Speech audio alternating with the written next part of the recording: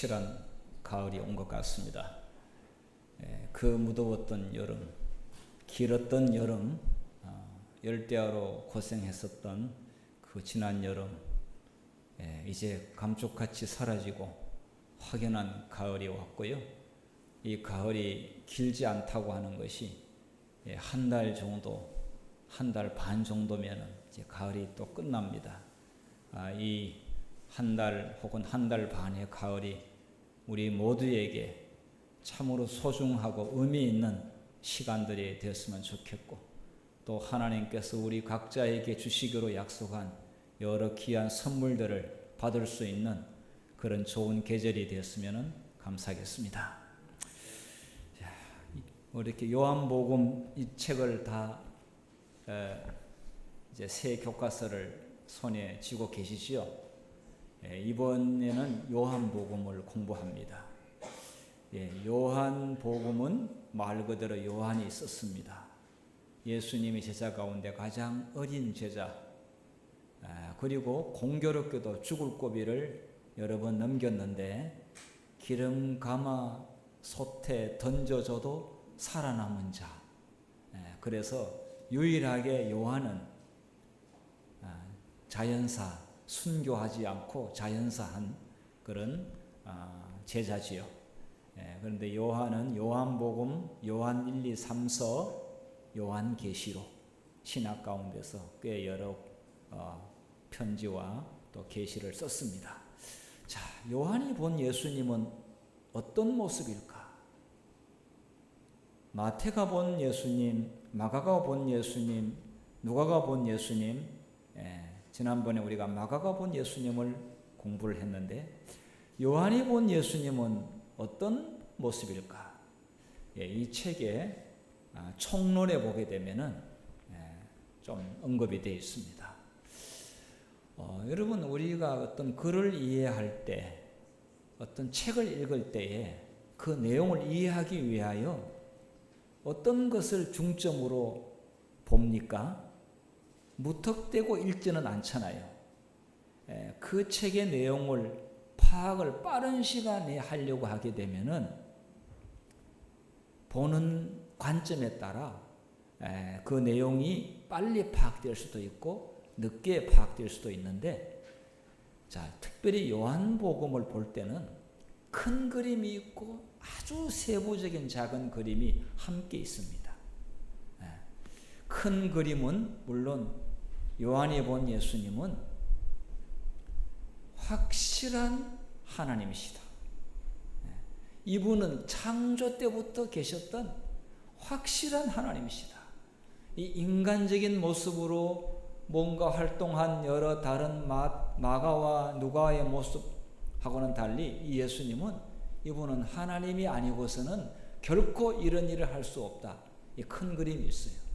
그런가 하면은 또 작은 세부적인 그림이 있는데, 어떤 사건, 기적이라든지 어떤 사건을 이야기할 때에 그 내용을 어떻게 이야기하는가가 참 중요한데, 사건을, 내용은, 기적을 일으킨 것은 간단하게 이야기합니다. 그런데 그 기적을 일으키고 난 다음에 그것에 대한 설명은 굉장히 길게 합니다. 그리고 또 그 사건 때문에 생긴 문제, 사건이 터졌어요. 그냥 박수치고 끝날 그런 내용이 아니라 이 기적을 베품으로 인해 가지고 그 다음에 파생되는 이야기가 굉장히 길어요. 그런 내용을, 세부적인 아주 디테일한 내용들을 굉장히 길게 기록을 했어요.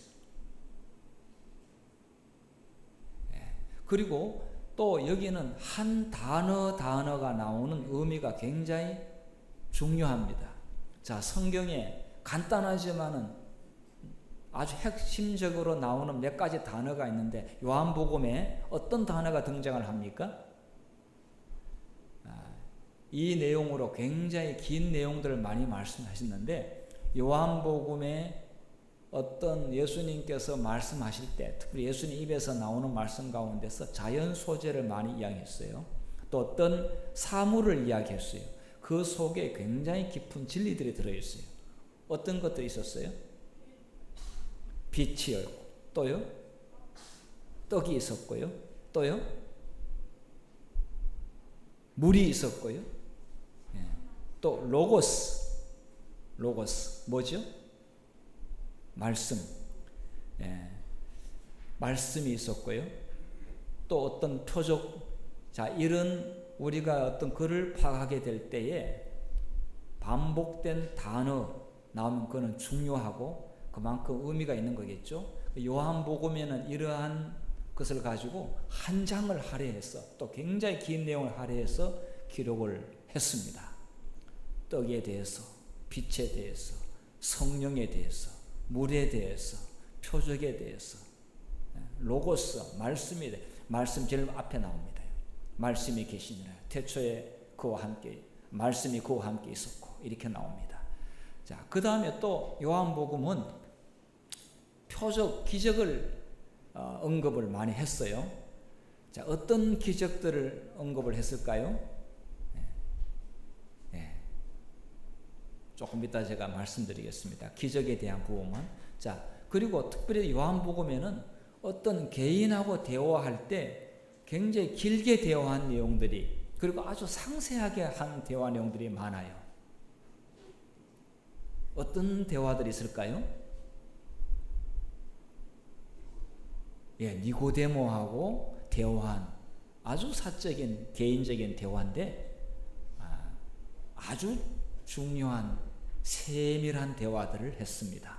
그 속에 엄청난 진리가 또 들어있지요. 그 다음에 또 어떤 사람과 대화를 했지요? 사마리아 여인과의 대화를 했는데 굉장히 긴 대화를 했어요. 그런데 그 대화 내용이 굉장히 세부적이고 그 다음에 사적이고 그리고 긴 내용을 다루었습니다.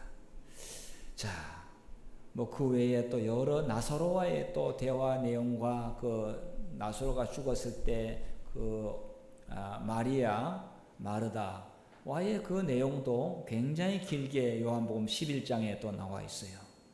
자, 요한복음은 큰 그림과 작은 그림이 함께 있는데 이렇게 한 주제가 나오고 난 다음에 그 주제의 의미를 굉장히 깊게 다뤘다는 내용이 있고 또 개인과의 대화를 굉장히 중요시한 것을 볼 수가 있습니다. 요한복음에는요. 자, 그렇기 때문에 이 요한복음을 공부하게 될 때는 그냥 재미있는 하나의 이야기 정도로 끝나지 아니하고 그 왜 예수님께서 그런 기적을 일으켰을까? 그 사건에 대하여 굉장히 깊은 통찰력을 요구하고 있습니다. 그냥 대충 넘어가는 것이 아니라 굉장히 깊게 묵상하고 또 계속 왜 그럴까? 이 무엇 때문에? 그 원인은 이렇게 해서 계속 질문으로 하다 보면은 이제 그 깊은 의미를 찾아낼 수가 있겠죠. 한 기 동안 요한복음에 대해서 영적으로 얻을 수 있는 진리들이, 보화들이 굉장히 많습니다. 그 보화를 잘 챙겨 보도록 그렇게 하겠습니다. 자, 그러면 제가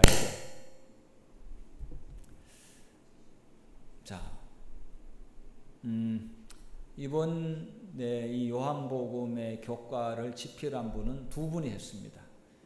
에드워드 징키라고 하는 전 대총회 성경연구소 부소장, 엘렌지와 유산위원회 위원, 연세가 드셨지만은 아주 평생 동안 이 요한복음을 깊게 연구한 분들이 이 책을 썼어요. 그 다음에 토마스 세퍼드라고 하는 분도 앤드루스 대학 신약학 교수인데 은퇴하신 분이신데 은퇴하시고도 여전히 가르치고 있습니다. 이분은 신약학 박사입니다. 자, 일과를 들어가 보도록 하겠습니다. 제목은 길을 보여주시는 표적들, 이런 제목입니다. 길을 보여주는 표적들. 그냥 표적들 이렇게 하지 않고 앞에다가 길을 보여주는 표적들. 무슨 길을 보여주는지 이번 공부를 하고 나면은 이런 길을 보여주시기 위해서 표적을 하셨구나, 기적을 베푸셨구나 알 수가 있습니다.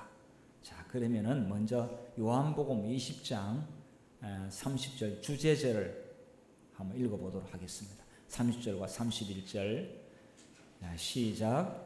예수께서 제자들 앞에서 이 책에 기록되지 아니한 다른 표적도 많이 행하셨으나 오직 이것을 기록함은 너희로 예수께서 하나님의 아들 그리스도이심을 믿게 하려 함이요 또 너희로 믿고 그 이름을 힘입어 생명을 얻게 하려 함이니라. 우리가 고도자들하고 성경 공부하게 될 때 단골 메뉴로 요한복음 20장 30절 31절을 가장 먼저 펼칩니다. 이 왜 공부를 하느냐? 하나님의 아들 예수님을 믿고 생명을 얻기 위하여 공부를 한다. 공부의 목적이 여러하다. 이렇게 이제 이야기를 하죠. 여기에 특별히 하나님의 아들 그리스도이심을 믿게 하려 한다. 요한은 예수님은 하나님으로 보였습니다. 그래서 이분은 앞에 하나님 아들, 이것은 사실 하나님입니다. 신성을 가진 이 하나님, 이 예수는 하나님이시다. 그런 내용이 주된 핵심의 내용입니다. 자, 그런데 예수님이 기적을 베푸셨는데 요한복음에 보게 되면은 모두가 박수를 치지 않는 장면이 좀 이상합니다. 이렇게 정말 불치병 환자가 기적적으로 나음을 입었어요. 그런데 어떤 사람들은 정말 예수님을 믿고 저분은 구원자다, 저분은 선지자다 이렇게 믿게 되었는데 어떤 사람들은 믿지 않은 것뿐만 아니라 못 믿게 해방을 놓는 일을 했고 그런 일이 하면 할수록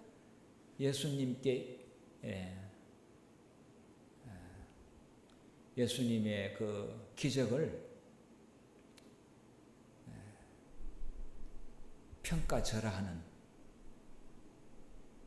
그런 사람들이 같이 있었어요. 자, 교회 안에서 어떤 분이 오랫동안의 병을 앓았는데 그분이 기적적으로 나았어요. 모두가 하나님께 영광을 돌리고 축하한다고 하고 있어요. 그런데 교인 가운데서 한두 사람이 그 사람을 낳은 것에 대해서 그게 낳은 거 아니야. 그게 뭐 낳은 건 또 재발할 거야. 내지는 저 낳은 거 아니라 그리고 평가절하하거나 아니면 그 낳게 한 봉사한 사람들에 대하여 흉을 보거나 비판하는 일이 있다면 여러분 어떻게 생각하시겠습니까? 예수님이 하셨는데 그런 일이 일어나는 거예요. 그러니까 모든 기적이 다 예수님이 한 것이다라고 하나님이 한 것이다라고 그렇게 혹시 100% 믿지는 않는다 할지라도 어쨌든 사람에게 축복을 가져다 주는 그 놀라운 일에 대해서는 함께 같이 축하하고 그리고 또 그것에 대해서 예수님께서 그렇게 해주셨다고 한다면 그 예수님을 믿어야 되는데 그렇지 않는 일이 일어난다는 것입니다.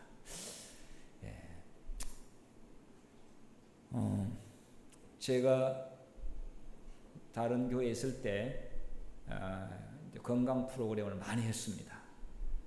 그래서 막 건강 프로그램을 많이 하다 보니까 이제 그렇게 하게 될 때 한 10몇 명씩 20명씩 이제 전혀 한 번도 교회 와보지 않는 사람들이 참가를 해야 이렇게 몸 아프니까 또 교인의 소개를 해가지고 자 그래서 일주일 동안 하고 난 다음에 안식학교 시간에 전부 다 이렇게 소개를 시켜줘요. 그런데 이제 일주일 후에 그분들이 교회에 나와본 적도 없고 교회 앞에 나와가지고 말해본 적도 없는 분들이 이제 이렇게 건강 프로그램을 하고 나면은 성령이 충만해가지고 말도 잘하고 얼굴도 환하게 다 이렇게 해가지고 건강이 좋아져가지고 이렇게 은혜스럽게 말씀을 잘 해요. 이렇게. 그리고 교인들은 정말 굉장히 흐뭇해하면서 좋아해요. 그런데 제가 딱 보니까 안 좋아하는 사람들이 딱 보이더라고요. 안 좋아하는 사람들이 보여요.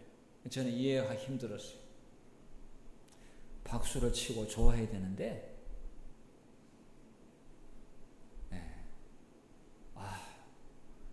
그래서 하여튼 제가 너무 이렇게 사실적인 묘사를 이 시간에 하는 것은 이 주제하고 그렇게 중요한 건 아닌데 하여튼 그런 일이 있더라고요.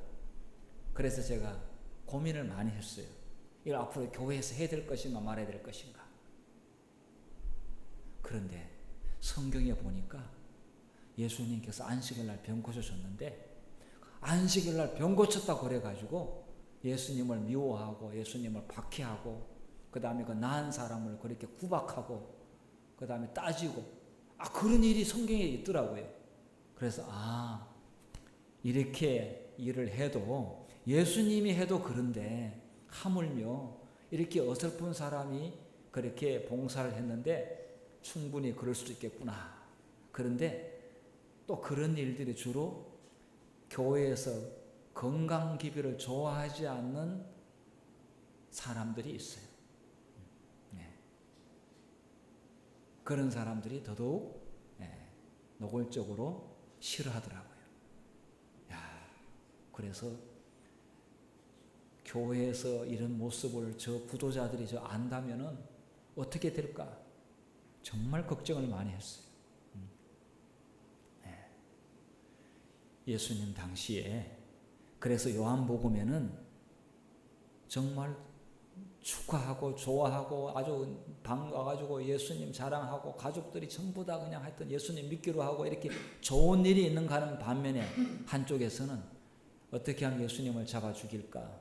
어떻게 하면 예수님이 하는 일을 해방할까? 안식일에 왜 그런 일을 하느냐? 이렇게 반대하는 사람들이 있더라고요. 그래서 사람 생각하고 사람 눈치 보고 이렇게 하다가는 못할 수도 있습니다.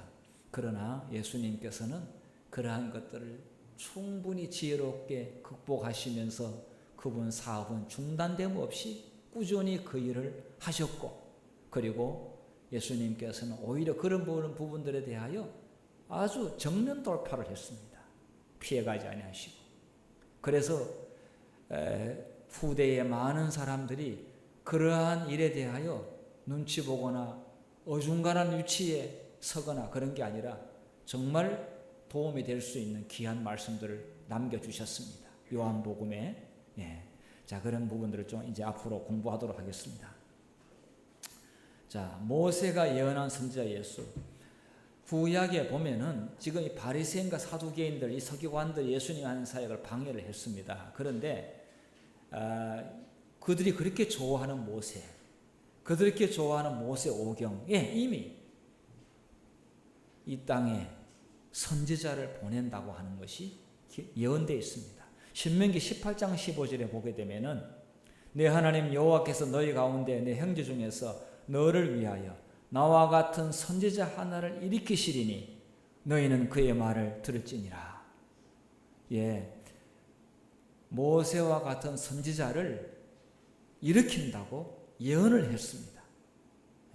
그런데 많은 사람들이 선지자의 말을 안 들었어요. 그리고 눈앞에 보이는 분명한 증거도 안 믿었어요. 믿는 사람도 있지만 안 믿는 사람들도 있었어요. 그러나 이런 말씀을 그들이 존중하고 믿음으로 받아들였다면은 예수님 하신 일도 받아들였을 텐데 말입니다. 자, 요한복음 6장 14절에 이런 표현을 했습니다.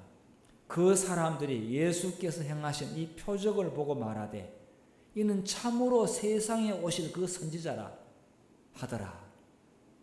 요한이 봤을 때 이 물고기 2마리와 보리떡 5개로 남자를 5,000명을 먹였다고 하는 이것은 신명기 18장 15절에 모세가 한 그 말씀 그대로 지금 현재 이루어졌다.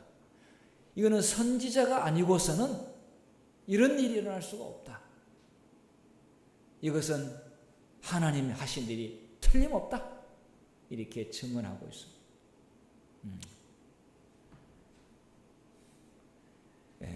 그 요한은 창세기나 출애굽기나 그 다음에 신명기, 모세오경에 나와 있는 말을 인용을 많이 했어요. 그 인용을 해서 지금 이 요한복음을 많이 기록을 했어요. 그러니까 유대인들이 반박을 못하게 그렇게 했는데도 불구하고 안 믿고자 아주 작심한 사람들은 하여튼 계속 안 믿는 것을 볼 수가 있습니다. 자, 요한복음에는 이렇게 쭉 훑어보게 되면은 여러 기적들을 예수님께서 베푸신 것을 기록했는데, 첫 번째가 가나의 혼인잔치, 두 번째가 베데스다 연못가에 38년 된 안전병기를 치료한 사건. 또 무슨 사건이 있습니까? 보리떡 5개와 물고기 2마리 5,000명을 먹이신 것. 소경을 실로한 못에 가서 씻어 낫게 한 그런 일도 있고요. 죽은 나사로를 살린 일이 있습니다.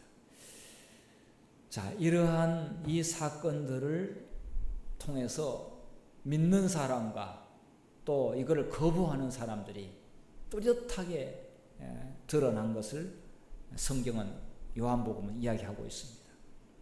그러니까 믿을 만한 증거가 분명함에도 불구하고 안 믿기로 작심한 사람들이 있었습니다. 그러한 그것은 그들이 스스로가 그들 앞에 놓여진 구원의 참 진리와 길을 스스로 거부하는 그런 길을 선택한 것이죠. 자, 그 다음에 이제 첫 번째 기적이 가나의 혼인잔치인데, 가나의 혼인잔치에 있어서 이제 이 일은 결혼식 가서 예수님께서 결혼식 가셔서 베푸신 기적인데, 자, 어떤 기적을 베풀어 주셨어요? 결혼식에 갔는데 결혼식에 하객들이 많이 왔습니다. 하객들이 굉장히 많이 왔는데 주인이 배설한 그 포도즙, 포도주, 이 음료수가 떨어졌습니다. 충분히 준비했다고 했지만은 이게 떨어졌습니다. 자, 주인이 난처했겠죠. 굉장히 손님들이 풍성하게 배불리 드시고 가셔야 되는데, 그럴 때 예수님께서 물 항아리, 빈 항아리를 가져오라고 했습니다. 그리고 하인들이 빈 항아리를 가져왔습니다. 그래서 물을 부으라고 했습니다. 물을 부었습니다. 예수님께서 기도해 주시고 나눠주라고 했는데, 그것을 나눠주려고 하니까 포도주가 되어 있었습니다. 네, 여기서 이제 주냐, 즙이냐, 성경에는 주라고 했습니다. 그런데 시대의 소망에 보면은 이거는 발효되지 않는 것이라고 했습니다. 그러니까 발효되지 않은 것이니까 주는 아니고 즙이 되겠죠. 네. 이것은 어떻게 알 수 있느냐? 성경 본문에 원래 냉장고도 없고 이렇게 보관하기가 힘든 그 시절에 시간이 지나고 나면은 아무리 이렇게 즙으로 만들어도 이렇게 발효가 됩니다. 이게. 그러면 자연적 술이 되는 것이죠. 그런데 사람들이 예수님께서 나중에 이렇게 갖다 주라고 한 그걸 먹어보니까 기가 막히게 맛있고 너무 신선한 거예요. 아니, 보통 주인이 보게 되면 처음에 좋은 것을 꺼내놓고 나중에 없어서 이제 맛이 좀 별로 안 좋은 거 꺼내놓는데 어떻게 이 집에는 이렇게 맛이 좋은 거를 나중에 내오느냐고. 정말 너무 신선하고 너무 좋았다고 그랬어요. 이것은 제가 볼 때는 예수님께서 지금 신선한 포도즙을 공급한 걸로 그렇게 생각이 되고요. 자, 그런데 성경 원어에는 포도즙이나 포도주나 다 오이노스는 혼용으로 썼습니다. 같이 단어를 썼습니다. 구분하지 않았습니다. 그러니까 술을 먹지 말라고 한 그런 이 성경의 내용과 일치시키려고 하게 되면은 예수님이 알코올이 들어가 있는 것을 만들지 않았을 것이다. 신선한 포도즙을 만들었을 것이다. 이렇게 보는 것이고, 우리는 영감의 세대 소망의 말씀을 영감의 걸로 믿으니까 그렇게 해석하고 있습니다. 제가 그저께 수요일 날 이제 어떤 분하고 이제 이분은 장로교에 나가고 있는 분인데, 그래서 잠깐 그런 일 하다가 본인은 맥주 한 잔씩 효과다 이렇게 가족들하고 마신다고 그랬어요. 그분은 성경을 열심히 공부하고 아주 뛰어난 통찰력을 가지고 있어요. 그래서 저하고 대화하기를 원해요. 그래서 그분은 성경을 다는 가르치는 일을 하고 있습니다. 직장인들을 대상으로. 그런데 술에 대한 문제가 본인이 이제 한 잔씩 마신다고 하니까 제가 그래서 성경에 술 먹지 말라고 했다니까 그 말이 어딨냐 이거야. 취하지 않으면 되지 않느냐 이거야. 그래서 잠언 23장을 읽었죠. 쭉 읽다가 너희는 그것을 보지도 말지어다 이렇게 이제 나옵니다. 그리고 하여튼 왕이라든지 법관이라든지 이런 사람들 술 먹지 말라 이런 말도 나오는데, 그런 거 좀 약해요. 이 술이라고 하는 것은 성경에 포도주라고 원체 많이 언급이 되어 있기 때문에, 그래서 요한복음을 볼 때나 성경을 보게 될 때는 문맥, 그 맥락, 성경 전체와 조합 이런 것들을 해야 되지, 단어만 하나 끄집어내 가지고 우기면은 전체와 조화가 안 될 수가 있습니다. 왜냐하면 자기가 술 좋아하는 사람은 자기가 좋아하는 식대로 해석하고 싶은 마음이 생기게 되겠죠. 자, 지금 핵심의 내용은 사실은 지금 술이냐 즙이냐 이제 이거의 내용보다는 그런 언급도 잠깐 할 수 있겠습니다만은, 여기서 더 중요한 것은 왜 예수님께서 이 기적을 베푸셨을까요? 자, 이 질문에 대답할 것은 내일 교과 공부 시간에 반드시 이 질문을 하세요. 왜 예수님께서 결혼식에 가가지고 첫 기적을 물을 포도즙으로 만드는 이러한 기적을 베푸셨을까요?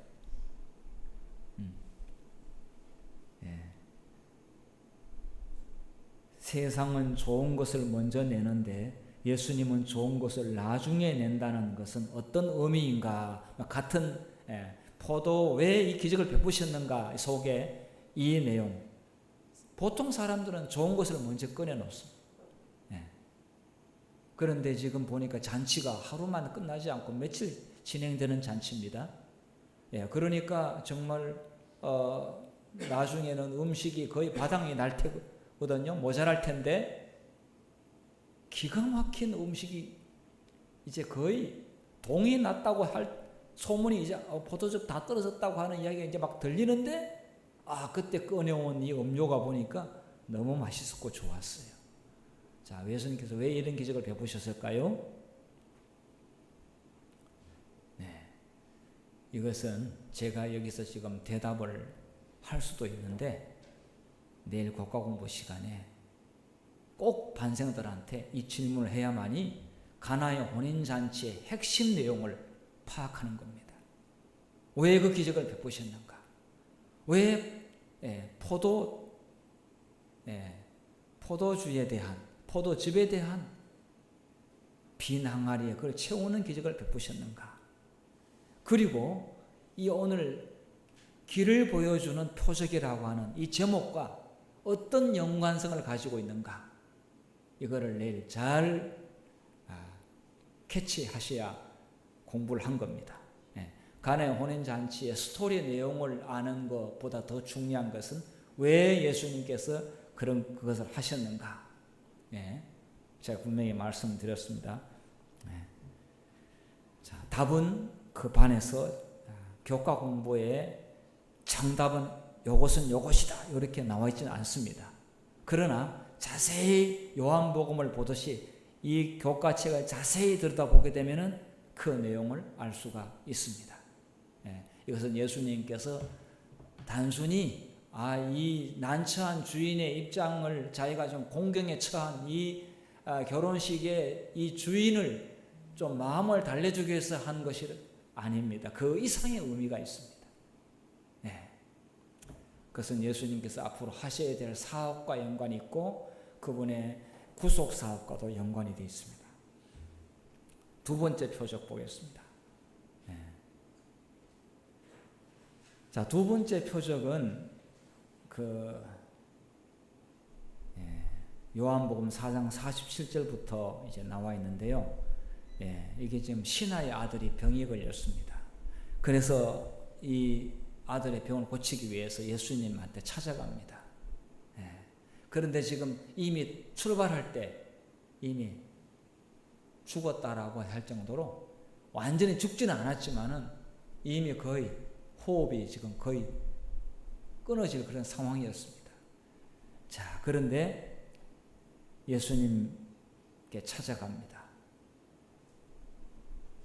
자, 그래서 신하가 예수님께 이야기합니다. 죽기 전에 내려오소서. 내 아이가 죽기 전에 내려오소서라고 당부를 하는데 예수님께서 이르시되 가라. 내 아들이 살았다. 내 아들이 살아있다 하시니 그 사람이 예수께서 하신 말씀을 믿고 가더니 내려가는 길에서 그 종들이 오다가 만나서 아이가 살아있다 하거늘. 자, 이 기적은 또 무슨 의미를 전달해 주고 있습니까?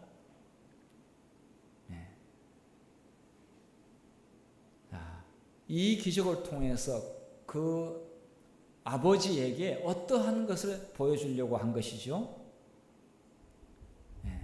또 신하의 아들이 낳은 시간대는 언제였습니까? 그 남자는 다음 날 집으로 돌아와서 열병이 사라졌음을 확인하게 되었습니다. 돌아오는 도중에 신하들이 쫓아와서 너무 좋은 소식이니까 지금 아들이 살았다라고 했습니다. 자, 그래서 집에 와서 확인해 보니까 정말 살았습니다. 자, 아들이 치료된 결정적 요소는 무엇인가? 그 아들은 뭔가 찾아가거나 아들에 대해서는 믿음이 있고 없고 이런 일이 없었어요. 여기는 오로지 아버지에 대하여 기록을 하고 있습니다. 자, 이 갈릴리 표적에는 어떤 의미가 들어있을까요? 이것은 제가 이 시간에 좀 물어보도록 하겠습니다. 자, 이장로님, 지금 이 두 번째 표적, 신하의 아들이 살아났어요. 그런데 어떻게 해서 이렇게 살아나는 기적이 일어났을까요?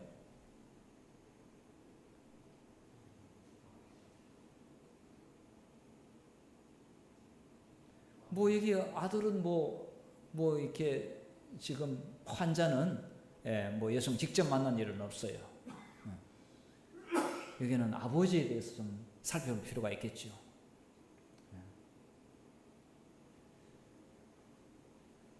자, 누가 대답을 할 수 있을까요? 자, 지금 이 아버지가 아들의 이러한 어려움을 통해서 아버지는 자신이 굉장한 무력하다고 하는 것을 느끼면서 정말 이런 생명의 위협, 또 이 아들이 지금 사느냐 죽느냐의 기로에 서 있으니까 건강할 때는 모르겠습니다만 이런 위기를 당하니까 이 아버지는 영적으로 얼마나 부족하다고 하는 것을 깨닫게 되고 곧바로 예수님 앞으로 갑니다. 예수님 앞으로 간다는 사실은 다른 사람들은 안 가요. 그런데 이 사람은 또 신하의 아들입니다. 신하의 아들. 그러니까 신하니까 상당히 고위직입니다. 다른 사람들은 안 가요, 예수님께. 고위직도 예수님과 눈치 보이는 거. 근데 이 사람은 고위 공직자, 내지는 하여튼 높은 사람인데 영적인 부족함을 느끼는 사람이 예수님께 나가죠. 예수님께 이제 가서 도와달라고, 아들 살려달라고, 죽기 전에 내려오셨어. 이렇게 이야기를 하지요.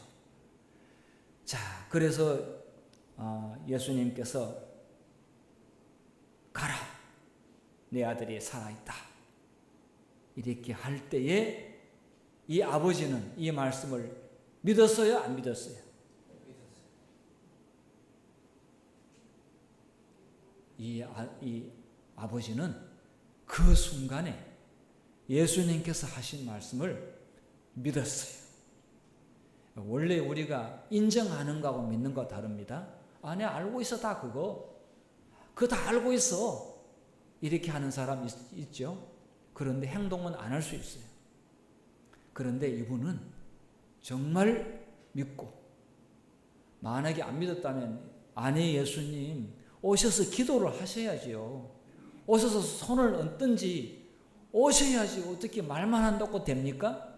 예수님 빨리 우리 집으로 가셔야, 우리 아들 좀 살려주세요. 예수님하고 실랑이를 벌이거나 억지로 예수님을 붙잡고 늘어지는 그런 행동을 하지 않았어요. 예, 그렇습니까? 제가 믿습니다. 마음속으로 그렇게 했을 거예요. 믿었어요. 그래서 집에 와가지고 보니까 얘가 몇 시부터 호흡이 시작하고 눈동자가 제대로 돌아오고 혈색이 돌아왔냐 물어보니까 몇 시라고 그랬어요?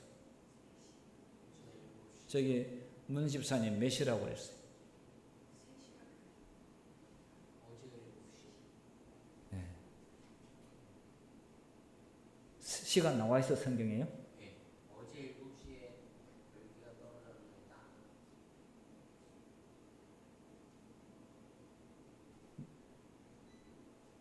장로님 성경은 현대어 성경입니까? NI 그 개역 개정 성경입니까? 개역 개정요? 예. 장로님 성경은 저보다 훨씬 더 구체적으로 나와 있는 데는 예수님께서 신하에게 말씀하실 그때부터 이미 혈색이 돌아오고 호흡이 다시 호흡을 하게 되고 눈동자가 돌아오고 이렇게 해서 낳기 시작했다는 거죠. 자, 예수님께서 만물을 입으로 창조하신 하나님께서는 그분이 말씀하신 대로 믿는 자에게 그대로 믿는 대로 기적이 일어났습니다. 그래서 요한복음은 로고스, 말씀이 생명이에요. 그래서 우리는 하나님의 말씀을 믿는다는 게 뭡니까? 생명을 받는 것이요. 그런데 오늘날 사람들은 그렇게 안 믿으니까. 근데 그 당시 안 믿는 사람도 있었어요. 그러나 요한복음은 그걸 굉장히 강조해서 쓴 것을 볼 수가 있습니다. 자, 그래서 표적을 보여주는 목적이 뭡니까? 예수님의 말씀을 믿는 것을, 믿음을 넣어주기 위해서 하지, 표적 그 자체가 목적은 아닙니다. 표적을 통해서 예수님은 하나님의 아들이심을, 그리고 예수님이 하신 말씀은 하나님의 하신 말씀이고 그것은 생명이다. 창조의 권세가 있다. 창조의 능력이 있다. 이것을 믿게 하는 것이 요한복음의 기록의 목적입니다. 그리고 예수님께 보여주신 기적의 목적입니다. 자, 오늘은 여기까지만 하고 나머지는 내일 교과 시간에 공부를 하시도록 그렇게 하겠습니다. 우리 요한복음을 통해서 우리 모두가 기적 너머에 있는 생명의 말씀을 액면 그대로 믿는 그런 우리 모든 성도님 되시기를 바라면서 말씀을 마치겠습니다.